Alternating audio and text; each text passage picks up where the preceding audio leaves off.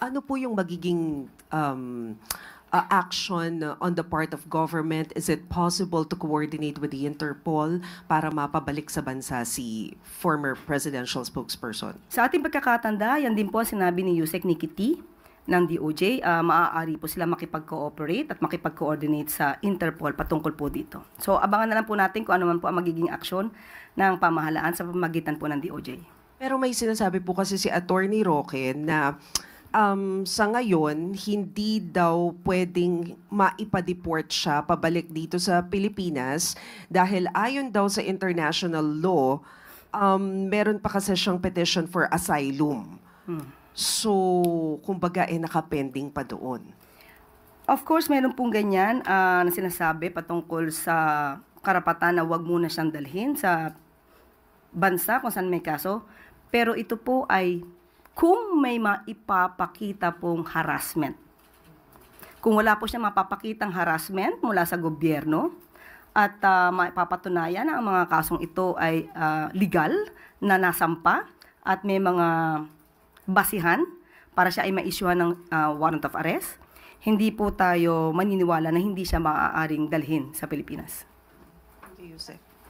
Follow-up question, Maris Umali, GMA7. So, ma'am, ibig sabihin, even, kasi yun po yung ini-insist niya when we were at The Hague before, ang sinasabi niya, it is part of the provision as an applicant for a political asylum seeker that hindi siya pwedeng galawin at all. Hindi siya pwedeng ipa-deport, hindi siya pwedeng arrestuhin.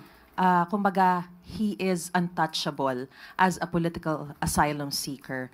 So, ano ang magiging basehan kung sakasakali nung sinasabi po ni attorney na they will work hand in hand with the government in order to siguro serve the arrest?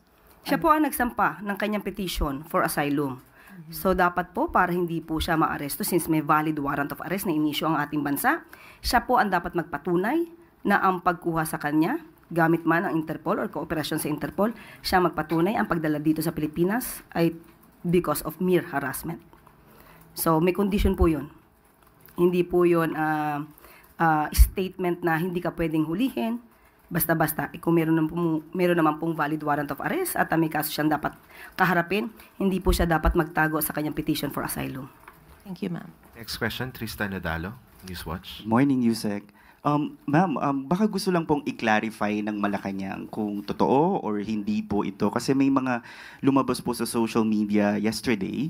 Ang sinasabi po ay yung latest message daw po ni Pangulong Marcos ay ayaw niya ng impeachment ni VP Sara at inutusan ng gabinete na atupagin ang serbisyo. Can Malacanang verify kung totoo po itong lumabas na mga mensaheng ganito? Ang mabe-verify ko po sa inyo, totoo pong pinag-utos ng Pangulo na dapat asekusuhin po namin ang trabaho. Dapat madaliin po ang pag-i-implement ng mga proyekto na nais niya para sa taong bayan. Pero pagdating po sa impeachment, yan po ay nasa kamay na po ng Senado. Nasa kamay na rin po ito ng mga prosecutors. So hayaan na lang po natin yung prosesong dumaloy ng normal.